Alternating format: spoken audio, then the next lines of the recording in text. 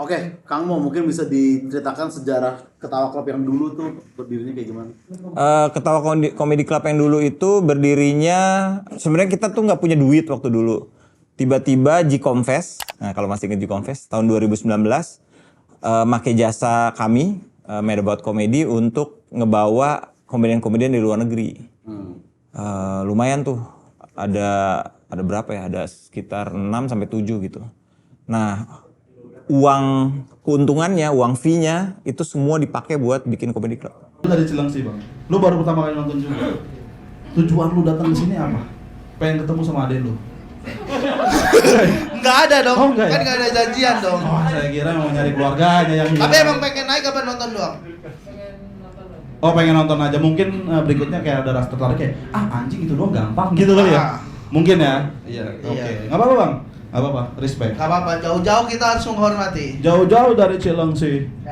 Jangan lupa membeli koran. Lanjut ya. jika kamu ingin makan nasi, Cakep. jangan lupa kasih setoran. Karena kalau nggak di- Tukang. Karena kalau nggak dibayar, dipukulin. Itu namanya pantun mendadak. Kisah bangkrutnya gimana Kang dulu? Kisah bangkrutnya yang pertama COVID. Yang kedua Yuda minumin semua alkohol.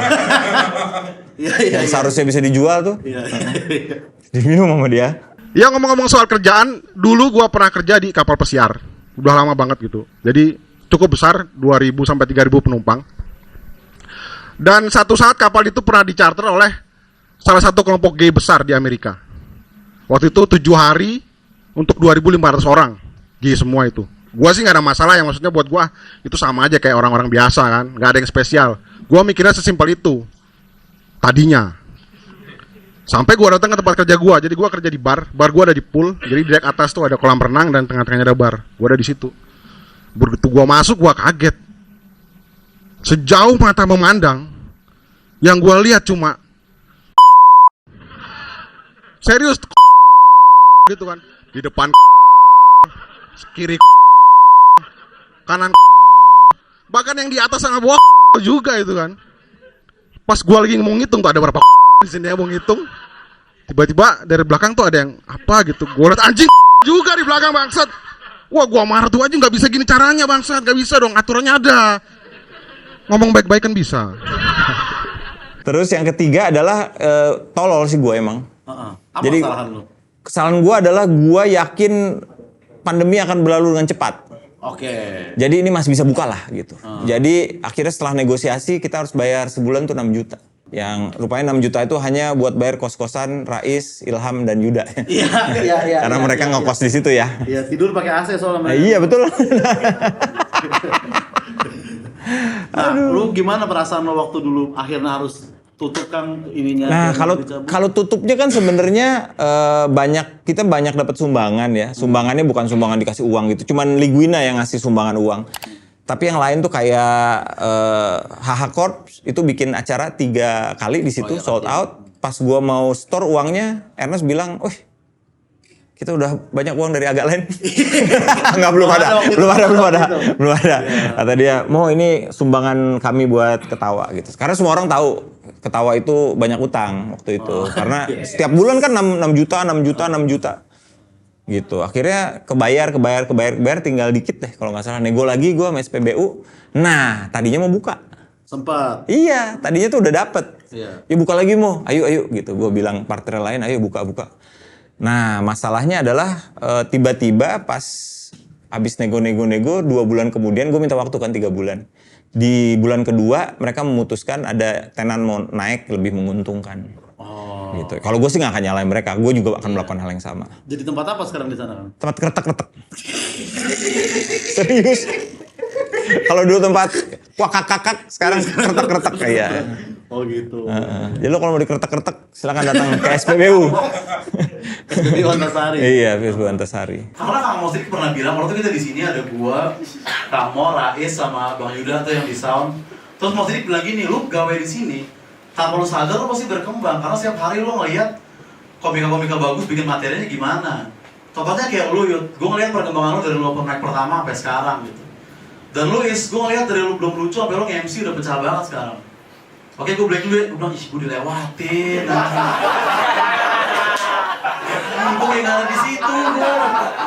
kayak cuma ada 3 orang doang gitu maksudnya. Gue nih mau stand up juga kamu, gue bukan di sini biar jadi tukang jaga tiket profesional, bukan. Anjing, gue kesini biar jago stand up, gue sekarang jago buat ngerobek tiket gue, Bret.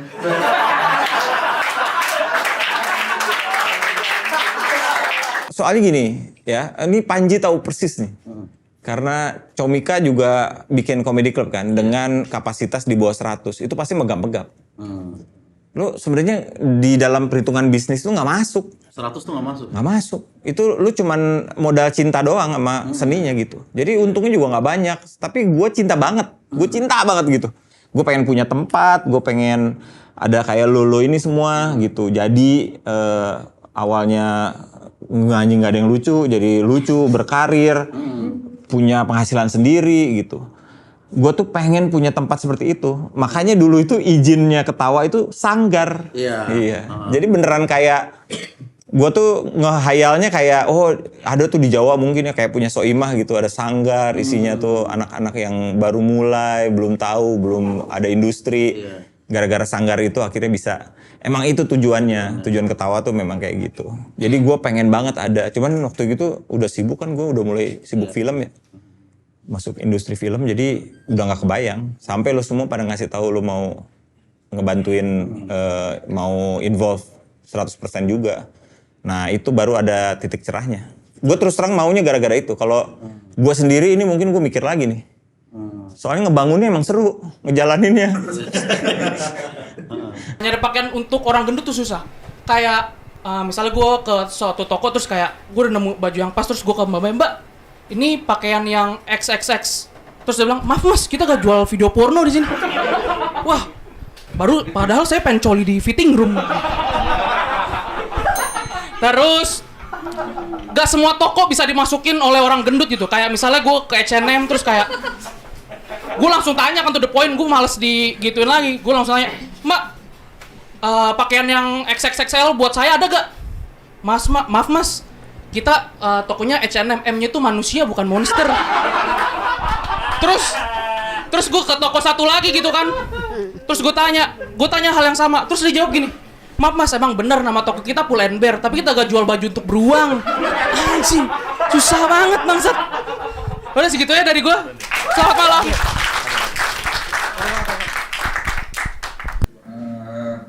I hate my dad.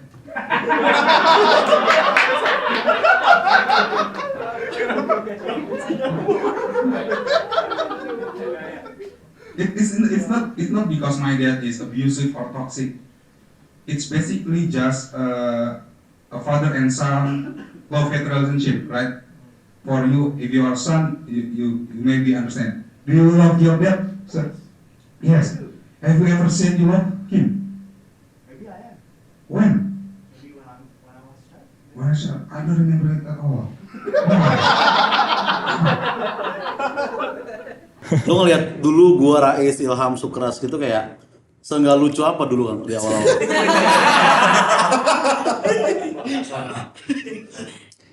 Sampai ke titik nih anak ngapain sih pada di sini sih? Ini apa sih maksudnya gitu?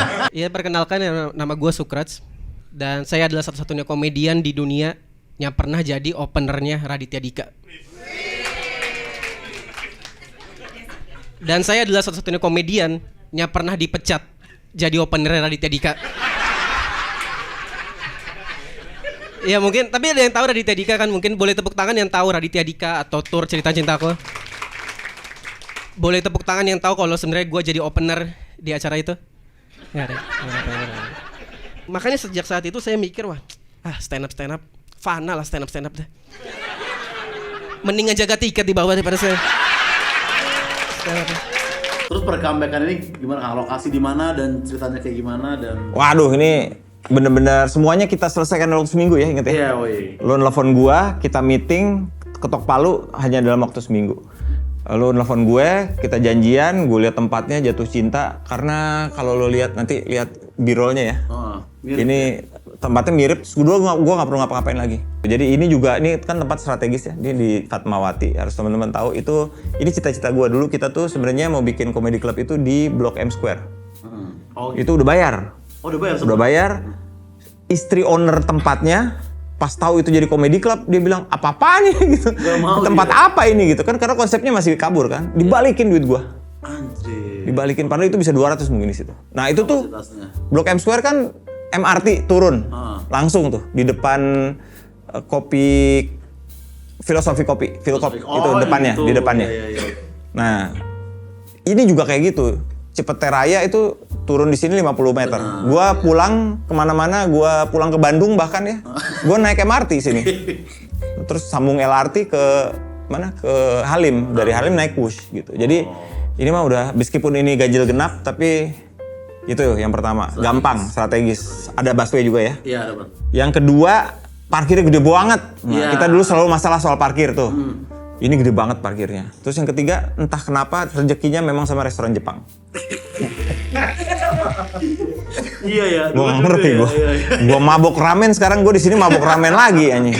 Gitu. Terus yang ketiga ya karena ini bagian dari Tori Group ya tentu saja kita menjual alkohol ya. Iya. Apa harapan lo Kang terhadap Ketawa yang baru ini dan terhadap kita para pegawai lo juga? Yang pertama memang susah banget buat ngarepin keuntungan besar. Jadi ada keuntungannya pasti ada, tapi nggak akan gede lah. Lo nggak akan kaya lah punya comedy club. Nggak akan tajir lah. Mendingan lo bikin YouTube beneran. Tapi kan ini kita ngumpul di sini karena kita cinta ya sama seninya. Cinta sama seninya, cinta sama progresnya, cinta sama penontonnya gitu ya. Karena kita dulu punya penonton yang bener-bener unik banget gitu. Sama sistemnya, dan lo belajar banyak. Di sini banyak di Discovery, gue masih inget Sukraj di Discovery sama Raditya Dika. Terus gue inget Radit meminang Ilham dan Rais buat ngurusin YouTube ya, konten YouTube gitu. Jadi si Eni yang ditawar bule juga gitu di Comedy Club. Ketua Comedy Club Juli ini kita baru open mic, kita nyobain sound systemnya kan kita pakai yang lama itu sound system Ketawa itu memang terkenal custom ya. Jadi memang dikalibrasi setiap hari. Jadi kita bakal nyoba sound systemnya, lighting systemnya juga kita bakal nyoba. Jadi sebulan ini kita masih open mic, masih gratis, nggak akan ada apa-apa. Nanti bulan Agustus kita udah mulai 3-4 pertunjukan per minggu. Per minggu. Ya. Yang akan serunya itu bakalan ada jadi Sabtu sama Jumat malam dan Sabtu malam itu headliners. Headliner show. Stand up comedy seperti biasa. Nanti ada Rabu sama Kamis itu mungkin yang ngisi adalah podcast, teman-teman podcast. Yang kedua adalah games. Jadi udah macam-macam tuh, ntar yang ada dark room, nanti bakal ada pencuri joke, bakal ada kartu merah. Banyak banget nanya ya kartu merah ya? Doyan amat ya? Padahal kita rugi itu kalau bikin kartu merah. Kartu merah yang kayak gitu. Jadi kompetisi apa segala macam adanya di hari Kamis nanti gitu. Kita sih pengennya jauh lebih nyaman tempatnya ya. Seharusnya jauh, soalnya lantai 1. Jadi untuk teman-teman yang difabel di disabilitas show itu nggak perlu ngerangkak ya, beneran dari luar turun udah bisa masuk. Di sini semuanya wheelchair friendly. Terus tetap nggak bisa ngerokoknya deket banget, bisa di situ ngerokoknya. Terus lihatlah bar kami, wih keren barnya. Barnya lebih siap gitu. Itu sih bedanya nanti. Terus yang mengelolanya udah bukan gua full 100% tapi teman-teman semuanya. Jadi emang kolaboratif ya. Jadi keuntungan juga dibagi rata, semuanya pusing gitu. Emang nggak akan bisa kaya lah bikin, Panji udah tahu tuh.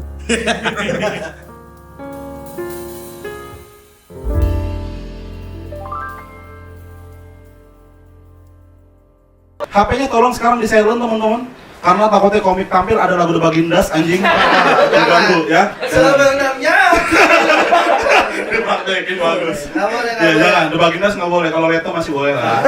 Kesadaran hati ya. Iya benar. Ya. Dan juga dilarang merekam audio maupun video. Karena bahasan di sini 17 tahun ke atas. 17 tahun ke atas 4.